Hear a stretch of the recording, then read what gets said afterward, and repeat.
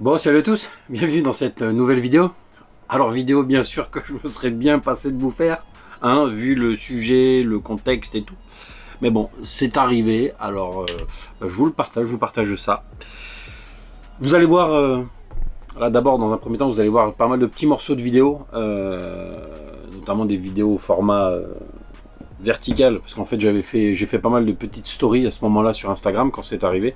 D'ailleurs ceux qui me suivent sur Instagram le savent déjà en partie.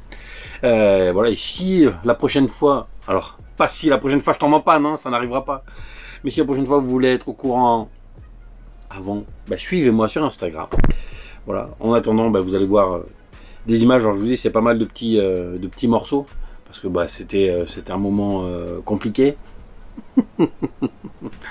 Un remorquage d'un poids lourd, ça se fait pas comme ça. Voilà, et puis donc je vous laisse voir ces images là, puis on se retrouve après. Hein, allez. La tuile.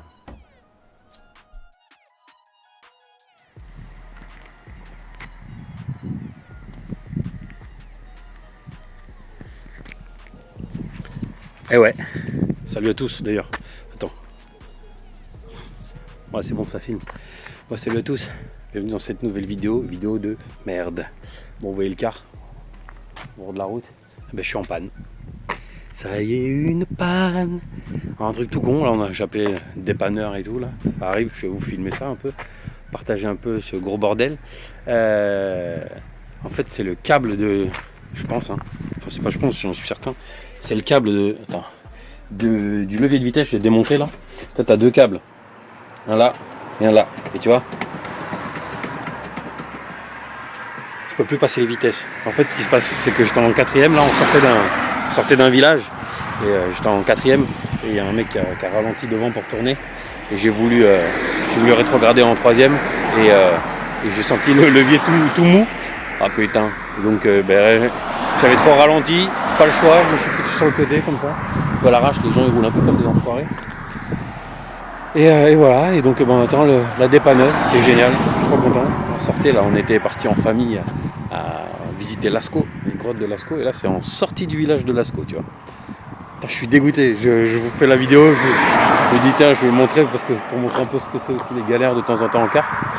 Mais voilà, bon, écoute, je te reprends après quand il y a la dépanneuse et qui arrive. Allez.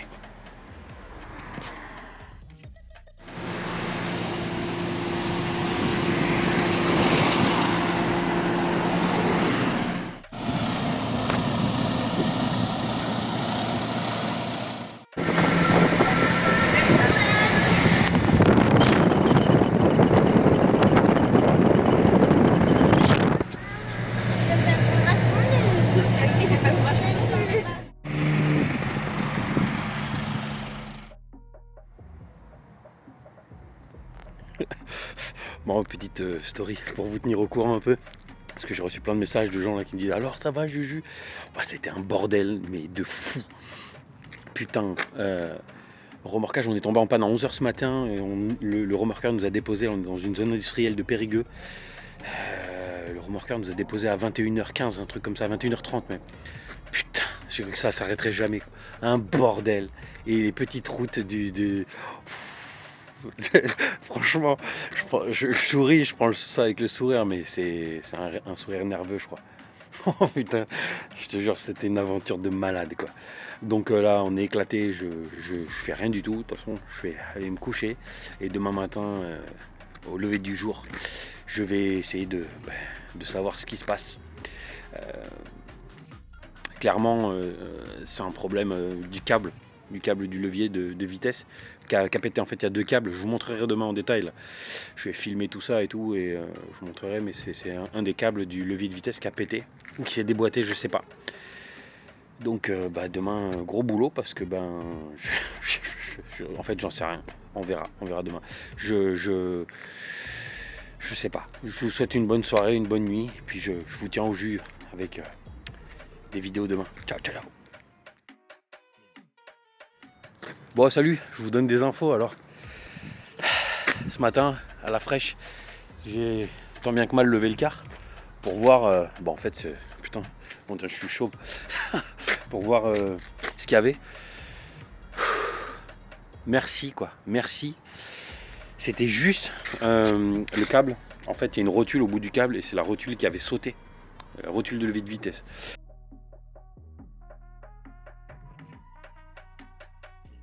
Donc là j'ai remonté, j'ai renfoncé la rotule sur sa boule là, tu vois. J'ai mis 2 colsons en croix, histoire de bloquer la rotule. Donc là maintenant c'est bon, sauf que là il se passe quoi? Eh ben le car il est bloqué en 4ème, en vitesse 4. Du coup je peux pas démarrer. Donc là je suis un peu emmerdé. Et puis en fait j'ai eu Laurent de la chaîne l'Odyssée Family. Je sais pas si... Je suis sûr qu'il y en a plein qui connaissent parmi vous. Parce qu'il habite pas loin. Et je l'ai appelé, je lui ai dit, est-ce que tu aurais un compresseur par hasard? Est-ce que tu pourrais venir? Et il m'a dit, écoute, j'ai ça, j'arrive. Donc là, j'attends Laurent. Il va m'aider, on va regonfler en air. Pour pouvoir débrayer et remettre au point mort. Et normalement, après, le car, il démarre. Et c'est reparti. Alors si, il y a juste une chose qu'il me faut faire avant de repartir. C'est comme hier, on a démonté pour le transporter, on a démonté les demi-arbres. Tu as de l'huile, l'huile de pont qui est sortie, il y a 1,5 litre qui est sorti quoi. Et donc il faut que j'aille acheter de l'huile de pont. Et il faut que je trouve une clé, une clé à laine d'un diamètre de malade. Là il faut que je fasse vite ça ce matin, parce qu'on est samedi matin. Et puis normalement cet après-midi on peut repartir quoi. Voilà, je vous tiens au jus. Je vous tiens au jus. Bon, l'heure est grave. Non, c'est bon, regardez. Le car est démarré, c'est bon, grâce au standing ovation. On est dans la merde. À Laurent de la chaîne l'Odyssée Family qui est venu avec un compresseur. On a remis de l'air et puis voilà. Hein. Il tourne, il gonfle. Moi j'ai pas fait grand chose. Si t'as fait le principal, t'as ramené un compresseur quoi. Donc voilà, grand merci à Laurent. Hein, d'ailleurs si vous ne connaissez pas, vous pouvez le suivre sur les réseaux. Oh, à mon avis, oui. Et puis nous on va pas l'apéro mais on va faire un café hein, le temps de le faire tourner un peu. Ouais, ça y est c'est bon. Ça va péter. Ah c'est bruit, c'est beau, c'est beau. Bon, ça dépend. Hein. À plus tard. Bon allez, dernière étape de cette aventure malencontreuse hein, mais bon. Donc là il est réparé, il tourne. Comme je vous avais dit, comme on avait démonté les demi-arbres pour tracter le car. Il y a de l'huile de pont qui était sortie, donc ce matin j'ai galéré en trottinette électrique à faire toute la zone industrielle et j'ai réussi à trouver de l'huile de pont, un coffret de clé à laine de 12 pour pouvoir ouvrir le bouchon quoi, du nettoyant frein, une seringue, voilà, enfin 135 balles plus tard. Puis voilà, donc là je fais le plein et puis après go quoi, on trace. Putain quelle aventure. Bon allez, merci en tout cas pour tous vos messages de soutien et de conseils et de sympathie. Allez, à bientôt, ciao ciao. Bon voilà, vous avez vu quelques images. Alors c'est très grossier bien sûr. Je vais vous raconter un peu plus en détail là. Mais concrètement, c'est pas si vite. Le moment où c'est arrivé, en fait, comme je vous le dis dans la vidéo, on partait des grottes de Lascaux, en fait. On partait direction Sarlat, pour ceux qui connaissent. Et en fait, sortie du village, c'est pleine accélération. Hein, 2, 3, 4. Et là, on a Brutti qui me coupe la route devant, en fait, pour tourner devant moi. Mais vraiment, il me coupe la route au dernier moment, c'est abruti. Donc moi, qu'est-ce que je fais? Tout de suite, je débraye, je freine et je tape la troisième, quoi. Et là, au moment où je passe la troisième, le levier, il reste dans la main, il devient lâche, quoi. Je dis, oh putain, je lâche l'embrayage, toujours en 4ème. Et là, comme j'avais freiné fortement, parce que c'est cet abruti qui me coupait la route pour tourner, et je réaccélère à fond. Et là, sous régime, c'était légèrement en pente. Il ne voulait pas avancer et donc pas le choix. Je redébraye, je vois que non, c'est vraiment mort quoi. Donc clignotant, warning de suite, je me mets sur le côté tant bien que mal, comme j'ai pu, un peu en montée. Et donc du coup, je me mets vraiment. Heureusement, il n'y avait pas plu, le bas côté était plutôt dur. Parce qu'avec un poids lourd, tu te mets pas comme ça sur le bas côté quoi. Hein. Ça c'est l'erreur à pas faire. Hein. Si les sols sont humides, en printemps, hiver. À l'automne, tu fais pas ça, quoi. Parce que ton bas-côté, s'il est meuble, tu poses deux roues, enfin les roues du côté droit sur le bas-côté, tu peux te retrouver à te coucher ou là c'est fini quoi, tu vois. Bref, je me mets tant bien que mal, je me retrouve avec donc le côté droit du car sur le bas-côté, quasiment collé à un petit muret d'une maison, et le côté droit en partie sur la route quoi. Et là, mon gars, alors j'ai fait une erreur à ce moment-là, mais je vous le dirai après. Je vais vous expliquer pourquoi, hein, c'est de ma faute un peu tout ce qui s'est passé. Hein. Bref, je me mets comme ça, et là, comme un con quoi, comme un con. Donc vite, je finis par éteindre le car. Enfin, d'éteindre en fait il cale, bref. Et puis là de suite, j'ai appelé l'assistance. Alors ça aussi je vais y venir. L'assistance, c'est important d'avoir une bonne assistance, d'avoir une bonne assurance, parce que on y revient après, mais le coût comme ça d'une intervention, là il y en a eu c'est entre 3 et 4 000 balles quoi. L'intervention elle a coûté, parce qu'en fait une intervention d'une dépanneuse poids lourd, ça facture à l'heure, et c'est environ 500 balles de l'heure on va dire à peu près. Donc ça va très très vite, parce que rien que pour... on y vient après, je reviens après, je finis là-dessus. Donc je me mets sur le bas-côté et je me retrouve comme un con, quoi, parce que je me dis tout de suite, je descends du car, je me dis je vais aller dessous pour voir au niveau de la boîte, je savais bien que c'était quelque chose au niveau de la boîte, au niveau des câbles, vite, en quelques minutes, parce qu'en fait mon car il perd de l'air. Donc en quelques minutes avant que le car descende trop bas, j'ai démonté tous les plastiques qu'il y a autour du levier de vitesse pour voir les câbles. Et j'ai vu qu'il y avait les deux câbles, et que les deux câbles étaient bien fixés au levier. Donc ça venait pas de là, ça venait du côté de la boîte. Donc vite je descends, je vais dehors, je vais essayer de me coucher dessous pour voir au niveau de la boîte s'il n'y a pas, si je vois pas un câble qui est mal fixé ou qui s'est pété ou j'en sais rien, ou déboîté. Et en fait c'était pas possible, le car était trop bas. Alors il n'était pas encore descendu en air, mais avant de couper le contact, j'ai fait l'erreur de pas mettre la position haute. Voilà, ça m'aurait levé le car avant de l'éteindre, parce que le problème c'est que là en fait il était à sa hauteur normale, mais je pouvais pas passer dessous, comme j'avais deux roues dans le bas côté, deux roues sur la route, et en fait la route à ce moment là, à cet endroit là, elle était bombée. Du coup en fait il y avait pas d'espace dessous, je pouvais pas passer quoi. Donc ça a été un peu ça a été une de mes erreurs, pas mettre la position haute avant de l'arrêter. Mais bon, tu vois, c'est le stress et tout, putain t'es en vacances, puis là c'est sortie de village, les mecs ils bombaient, ces enculés, ils bombaient, ils roulaient comme des malades. Donc là comme un con, je pouvais pas regarder dessous. Alors il y en a qui vont me dire, tiens bon, je vais parler des erreurs. Donc la première c'est pas d'avoir mis la position haute. La deuxième, il y en a qui vont me dire, pourquoi t'as pas ouvert la trappe de la boîte qu'il y a à l'arrière du car. Pourquoi je l'ai pas ouverte la trappe?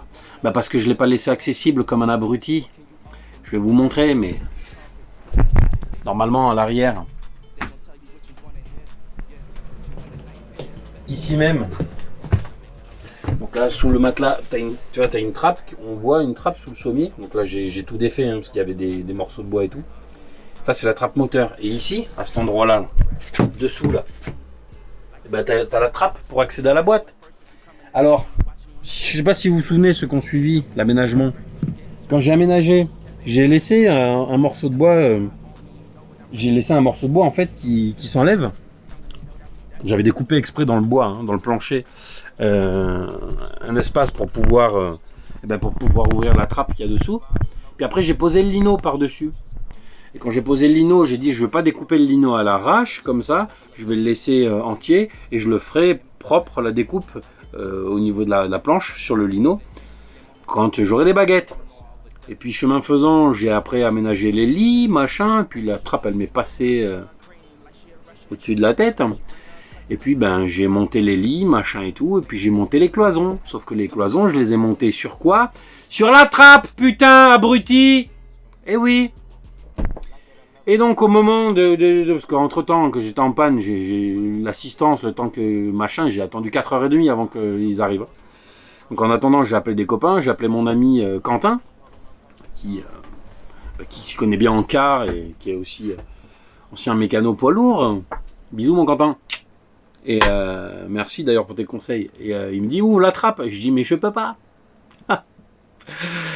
Voilà, donc deuxième erreur que j'ai faite, j'ai pas laissé accès à la trappe de la boîte de vitesse. Et ça, si j'avais laissé accès à la trappe à la boîte de vitesse, en défaisant la trappe, j'aurais vu de suite la rotule qui s'était barrée, la rotule du câble.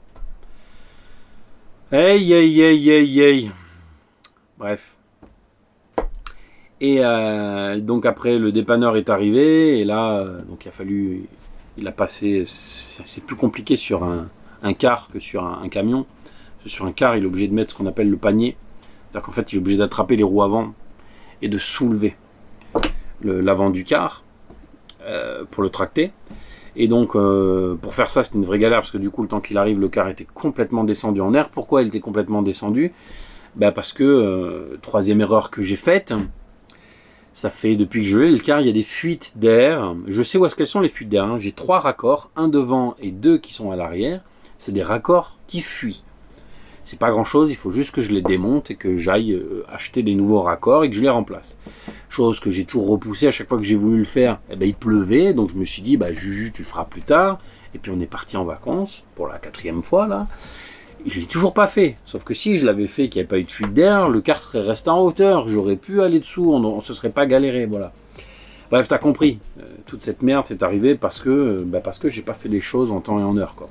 Voilà, donc j'assume, c'est ma faute. Je suis un connard, voilà. Je suis énervé, mais je suis énervé après moi-même, tu comprends, parce que heureusement je m'en sors bien. Je m'en sors bien. L'histoire, c'est que l'assurance, elle a pris entièrement en charge tout ça. Mais ça m'a coûté juste 150 balles, il a fallu que je rachète de l'huile et quelques outils, comme tu as vu dedans où j'en parle. Mais bref, le mec il est venu, on a soulevé le car, et puis si tu veux, sur un car, sur un poids lourd en fait, en général, tu peux pas tracter le véhicule sans enlever soit les demi-arbres. Donc des demi-arbres en fait, je pourrais vous montrer. Et je vous montre vite fait ce que c'est. C'est intéressant comme ça. Comme ça vous le saurez. Il y a 2 choses que tu peux démonter pour tracter un poids lourd. Donc ça c'est pareil pour un bus ou pour un camion. Tu vois, là cette partie là au milieu, voilà, tu vois, tu défais tous ces boulons là qu'il y a. Et tu sors ça. Et en fait, cette coupelle, tu as une barre en acier qui part jusqu'au pont qu'il y a au milieu du car. Et il y a des dents. Et en fait, si tu veux, tu as le pont, t'as le pont au milieu, puis tu as ces grandes barres qui partent de chaque côté et qui rejoignent la roue. Voilà. Et en fait, c'est ça qui entraîne les roues.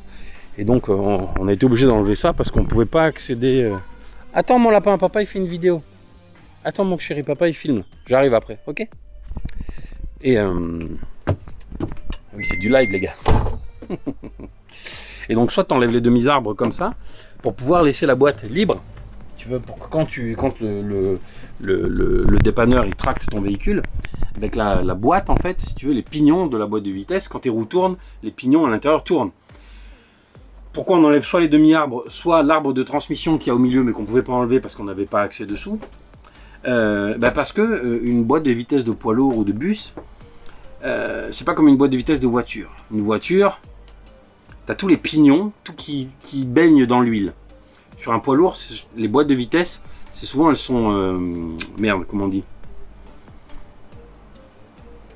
Elles sont lubrifiées par injection, c'est souvent un système où en fait c'est moteur tournant. Tu as l'huile qui est prise en bas dans le carter et de la boîte, dans le bas de la boîte, et qui est injectée par dessus. Alors c'est pas toutes, mais je crois, il me semble que la plupart c'est comme ça. Voilà. Donc tu es obligé en fait de désaccoupler tes roues à ta boîte de vitesse, à ton pont et à ton pont et à la boîte en fait. Je suis con. Bref, t'as compris le truc quoi. Donc on a défait ça, bien évidemment, il y a de l'huile qui sort, l'huile du pont, qu'on bouche avec des papiers. Et après, normalement, le dépanneur, il va brancher son camion, il va brancher un tuyau d'air de son camion jusqu'à ton car pour alimenter les freins, pour pouvoir enlever le frein de parc et pour pouvoir mettre les suspensions en l'air. Sauf que là, le dépanneur, ça fonctionnait pas. Alors, on savait pas si ça venait de son camion, s'il avait de l'air qui sortait, et on savait pas si ça venait du bus, parce que il prenait de l'air, mais pas complètement, tu vois. Donc, il a fallu retourner dessous, tant bien que mal, aller débloquer manuellement les freins, quoi. Un bordel. Tout ça, ça a pris des heures, putain, des heures. On était le dépanneur et moi, parce que du coup, moi je l'ai aidé, tu vois, normalement. Enfin, il me dit, oh putain, merci beaucoup pour ton aide. D'ailleurs, il me dit, parce qu'en général, quand on va dépanner des poids lourds, les mecs, ils s'en branlent, quoi. Ils sont là, ils te regardent faire, quoi, et galérer. Voilà. Moi, le gars, je l'ai aidé, très gentil d'ailleurs. Je te passe le bonjour. Merci pour ton dépannage. Je sais que tu regarderas cette vidéo. Et je l'ai aidé, enfin normal quoi, tu vois. Et donc on a fait ça ensemble, on était dégueulasse, on était tout noir et tout. Et puis voilà, après on est reparti. Et alors là, en fait, on est tombé en panne, et là où ils devaient nous ramener, là où l'assurance leur a demandé de nous ramener, au garage Iveco de Périgueux, on était à 35 km, tu vois, 32 km de Périgueux. Sauf que comme j'étais en direction, je partais avec mon car, je partais à l'opposé, quand il est venu me tirer, eh ben, on pouvait pas faire demi-tour sur la route. Parce que le convoi, on faisait 25 mètres, les gars. Un peu plus de 25 mètres même. 12 mètres, son camion, il faisait 12 mètres aussi, plus l'espace du panier. C'était un convoi de 25 mètres. Sauf que sur les petites routes de Dordogne, c'est mort. C'est mort. Déjà, le dépanneur, c'est un pilote. Hein.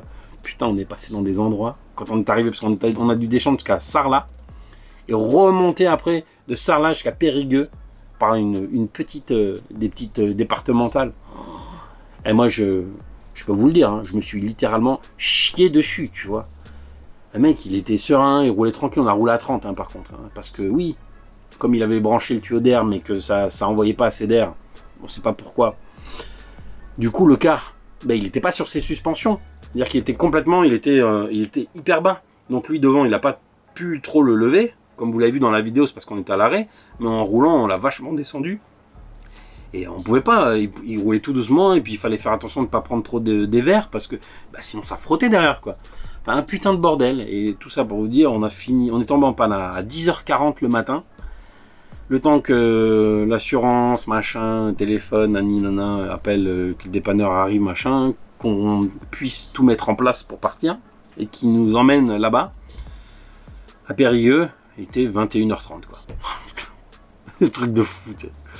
Voilà, bref, et quand on est arrivé, normalement il devait nous déposer, dépanneur devait nous déposer au garage Iveco à Périgueux. Et en fait, en attendant, pendant tout ce temps là, moi j'ai eu des copains au téléphone qui m'ont dit putain Julien, mais dépose pas ton véhicule, fais pas déposer ton véhicule à Iveco, parce qu'en plus c'est vendredi soir.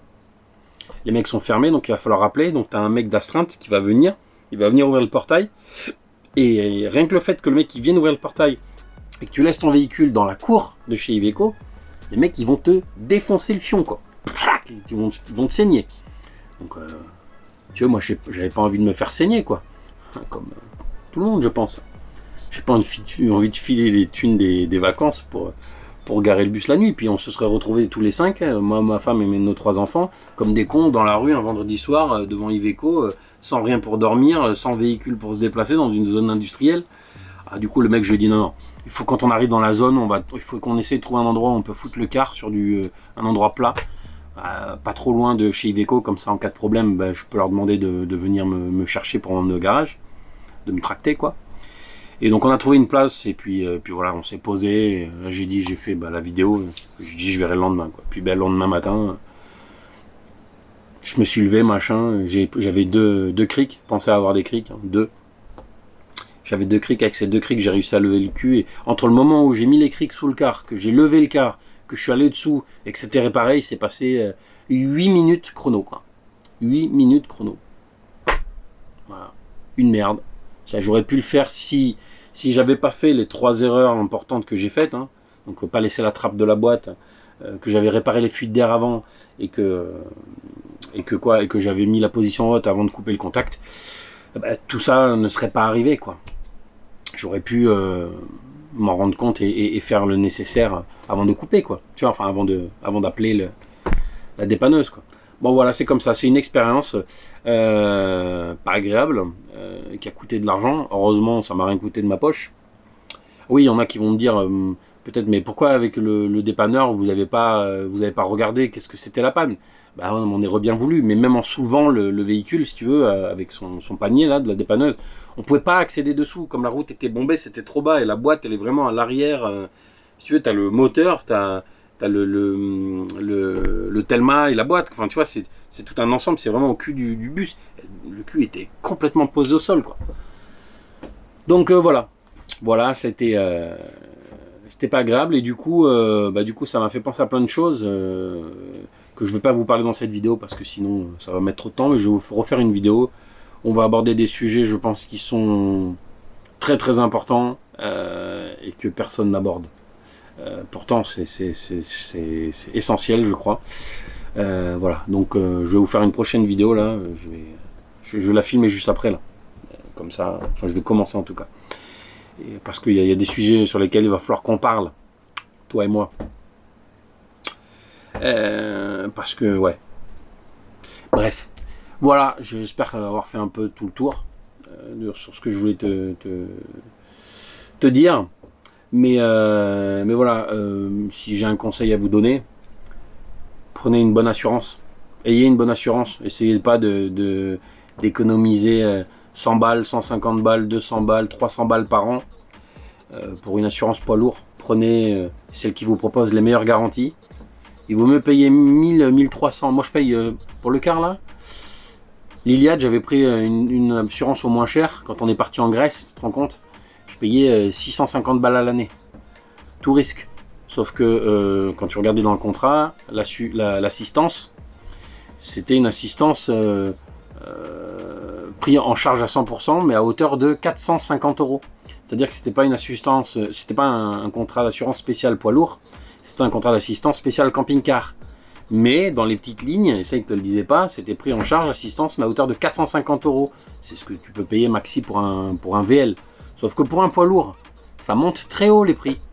Et là, donc là, l'assurance sur laquelle je suis, tu vois, je paye 1200 balles à l'année. Ça me coûte 107 € par mois. Et là, je suis en tout risque avec assistance 0 km, assistance 100% pris en charge, peu importe le pays où tu te trouves, etc. quoi. Et tu vois, heureusement, parce que au lieu d'avoir essayé d'économiser 300-400 balles, bah, tu vois, là j'ai économisé peut-être 3500-4000 balles. Je pense que là, oui, puisqu'à 500 balles de l'heure, tu vois, là, on doit pas être loin des 3500-4000 balles, quoi, de l'assurance. Et vous savez quoi, c'est la première fois de ma vie, parce qu'il y en a qui vont me dire, ouais, bah ouais, c'est des dépannages comme ça qui font augmenter les assurances. Alors bah, je vais sûrement payer un petit peu plus cher, hein, ça va peut-être m'augmenter un peu. Mais en tout cas, c'est la première fois de ma vie que je fais appel à une dépanneuse, enfin que je fais appel à mon assurance pour dépannage, quoi. J'ai 4 véhicules, je suis assuré depuis, ça fait plus de 20 ans, 23 ans que j'ai mon permis. Enfin bref, t'as capté quoi. Voilà.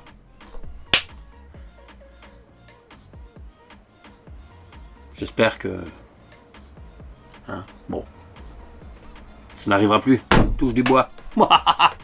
Allez, prenez soin de vous. On se retrouve très bientôt pour une nouvelle vidéo. Du coup, que je vais faire.